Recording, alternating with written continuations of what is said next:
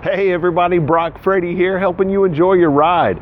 Coming to you again from beautiful Greensboro, North Carolina, from Flo Lexus of Greensboro. In today's video, I want to show you this amazing infrared 2016 Lexus RC200t. The first thing about this one that has to stand out to you is the color.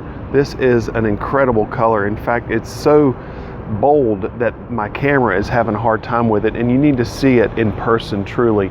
It's like a pearl red, and it allows you to see the silhouette of the vehicle as far as the lines going down it and everything. It's absolutely awesome in person. There is an upcharge for this color. Usually Lexus doesn't do an upcharge on the color, but this color is so technical and so involved, called infrared, and it is a $595 upcharge. It's sitting on 18-inch aluminum wheels, 235/45 R18 Michelin Primacy MXM4 with a 5-spoke wheel, chrome dual exhaust tips. You see your fender accents there. That just gives it a little more of an aggressive look. Tail lights here, you can see the L. You can see the Lexus L right there. There are L's all over the car that you can pick out there. Pretty neat feature. Shark fin antenna. And the lines on this thing are just incredible, and the paint just really accents this really well. Honestly, I'm usually not a fan of red, but on this car it just makes complete sense. You can see your LED daytime running lights. That's another L on the body.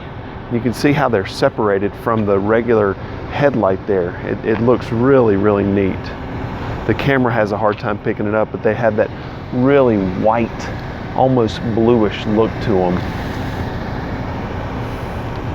This one has the 4-cylinder, 2-liter turbocharged engine. It has 241 horsepower, and it actually produces more torque than it does horsepower. Anytime you produce more torque than you do horsepower, it gives you a real feel of the car really pushing you back in your seat when you really mash on the gas. In fact, it puts out 258 feet-pounds of torque with 241 horsepower. And the nice thing about the engine as far as the turbocharge is concerned is that it's called twin scroll technology, so it doesn't have any turbo lag. You don't really hear any blow-off valves or anything, so it just feels like it's just producing awesome amounts of power from a little 4-cylinder engine. In fact, let's take a look at that now.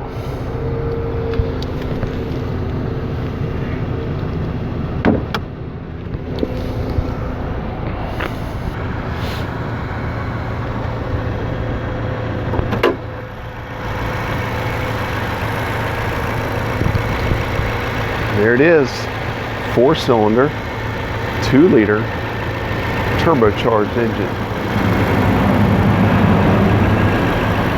And when it's sitting here running, it sounds just like one of our V6 engines. It uses 0 W20 weight oil, and that is fully synthetic, so you only change the oil every 10,000 miles. You definitely want to rotate the tires every 5,000 miles. Pretty decent sized trunk. You can see here there's a line in between the seats, and it's got a 60/40 split, and that's where you can actually fold the seats down. Folding rear seats is actually something kind of new for Lexus. It's always been a fixed seat with a trunk pass-through there where it would be in the middle, but these actually fold down, which is kind of nice. You have a cargo net here, and that allows you to carry things in the back without them rolling around.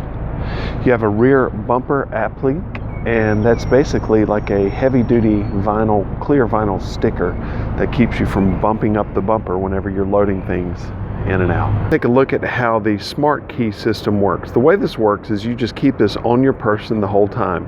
It can be in your pocket, it can be in a purse, it can be in a briefcase. In order to operate the vehicle, you just approach the car and pull on the door handle, and if it's locked, it will automatically unlock. You can also synchronize the seat position with the key. So you can memorize your seat, your steering wheel, and your mirror positions, and then you can synchronize those with a specific key fob so that they go to your specific position whenever you touch the door handle. You do have a traditional lock and unlock right there on the top. Your trunk hold is right there, so you just press that and hold it, and it's going to pop the trunk for you. And then your panic alarm is here. You press and hold that. The car will just go crazy with lights and the horn and the alarm and everything. Then you can simply deactivate it if you want to with the lock or the unlock button. Another thing to note here, you see this little tab there that says push. When you push that, you can then pull the extra key out of this right here, and that allows you to open the driver's door with a physical key. In the event that the battery in this dies, you can also open the trunk and the glove box as well if you want to lock or unlock those with the key. So let's take a look at how this works whenever it's on your person. Then we'll hop inside and take a brief look at some of the interior features. So all I do is approach the car, touch it, you can hear the beep, and the door unlocks. Whenever I'm finished using the car, just close the door, and there's a little dimple right there on the door handle. I can just press that, and the door's locked. The fuel door is connected with the locking and unlocking of the doors. So I'm going to lock them, and now I cannot open that. I'm going to unlock them, and now I can open that. So start her up and take a look at the inside.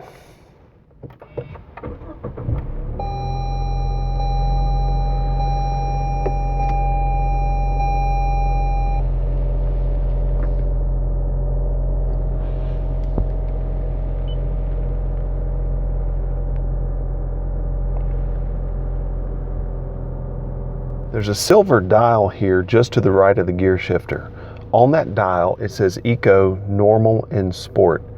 Eco, Normal, and Sport represent 3 different driving modes, and these are called selectable drive modes. The reason it's called selectable is because you can select a driving mode while you're driving. You don't have to stop or anything like that. You can just do it automatically. Eco, whenever I flip it to the left, I select Eco. Eco pops up on the dash there, and you can see it just beside Park. Eco controls something called throttle mapping, and that makes it so that it requires more throttle pushing more pedal travel in order to achieve speed. So I can turn it to Sport, and I see Sport pop up on the dash there beside Park. And whenever you're in Sport, it requires less pedal travel to achieve speed, so it feels like it has more torque on takeoff. Normal, I can push it, and there's nothing on the dash right now. Normal is basically a combination of Eco and Sport. Again, I can use these in real time while I'm driving. This is actually pretty neat. You can feel a difference between the two, and the way to test that is put it in Eco and then start off like from a stoplight, and then press down the gas and keep your foot at the same position on the gas pedal, and then flip it to Sport, and you'll feel it, feel the car start to go a little faster. Transmission is here, and so whenever I throw it in reverse, I see my backup camera, and whenever I start to back up, I can see the lines that are working right there, and that helps guide me into my parking space. I can flip it over at any speed, and I can gear up and down here manually if I wish. The thing about the RC is that I also have paddle shifters, so I can upshift on the right and I can downshift on the left. Press audio, it takes me to the audio screen, and whenever I see this screen, I have on the left side it says 1, 2, 3, 4, 5, 6 all right here. And these are the stations that have been programmed into the car. I can combine AM, FM, and XM all in this one section in order to allow me to cruise between my presets without having to change the source, the radio source. So it makes it a little bit more convenient. I can press menu here, and whenever I press menu, I see all my menu selections: radio, display, setup, info, phone, climate, and media. Whenever I want to make a selection, I can just press down on the dial. So let's go to setup and press down. And this is where I can change the setup things in the vehicle to basically make the car mine. I can pretty much put my fingerprint in my car by changing around the setup selections. I have Bluetooth, there's my phone, I can set up a phone there if I wanted to. There's climate. Media, the way to think of media is everything that is not AM, FM, and XM. You see where it says radio? Radio is AM, FM, and satellite. Media is everything else. So that's going to be Bluetooth, streaming from your iPhone or your Android. That's going to be if you have a CD in. That's going to be if you have or are playing something from your USB jack right there. You've got two USB ports, so you can put a thumb drive in there. You can play from in there. So that's everything else other than AM, FM, and XM.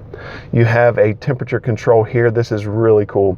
So I can push that up and down. So here's, I'm going to press auto, and I'm going to increase the temperature. See that? So I can raise and lower the temperature by touch. I can also just touch the blue or touch the red at the top in order to control the climate control system.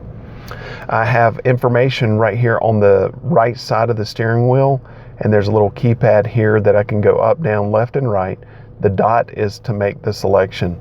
Pages icon is to show the information that can be displayed, and then of course I have a back arrow here. Here on the left side of the steering wheel are your steering wheel audio controls. Mode allows you to change the modes, so that it allows you to go from AM, FM, XM, CD, USB, Bluetooth for audio controls if I want to change that.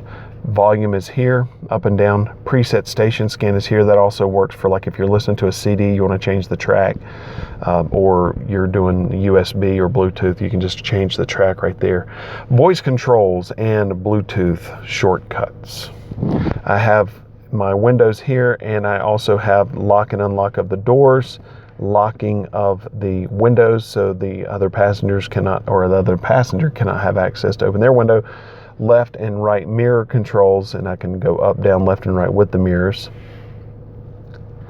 Turn signal stalk. Whenever I put it in auto, that causes the headlights to turn on automatically at night, so they will do their own thing. Daytime running lights off. Auto. Parking lights, headlights on manually. There's a 3-blink lane change feature that the turn signals have. And that's if I just want to change lanes. All I do is not fully engage the stalk, and that's if I want to keep it on continuously. Intermittent wipers, I can pull this stalk toward me to wash the window off, and then I can change the intermittent feature here. Here's the back seat in the RC200t. It is a 4-passenger vehicle.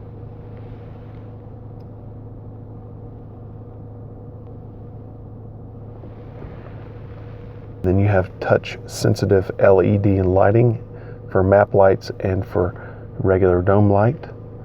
Sunroof controls are here. The rear view mirror actually extends all the way out to the very edge of the glass. There's no frame there. And then you have home link right there. There's your 3 buttons for your home link system. And then an inset compass in your mirror.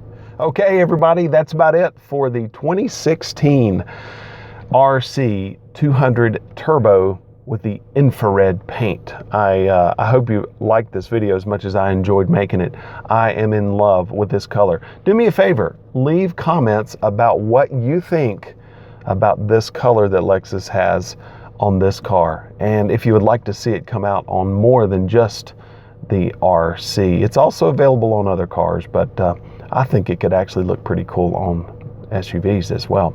Thanks so much for watching, everybody. I hope this helps you enjoy your ride. Remember to subscribe. Of course, have a wonderful day. But also, if you need anything with a vehicle, please feel free to come see me. I am at Flo Lexus of Greensboro in beautiful Greensboro, North Carolina. Have a wonderful day, everybody. Thanks for watching.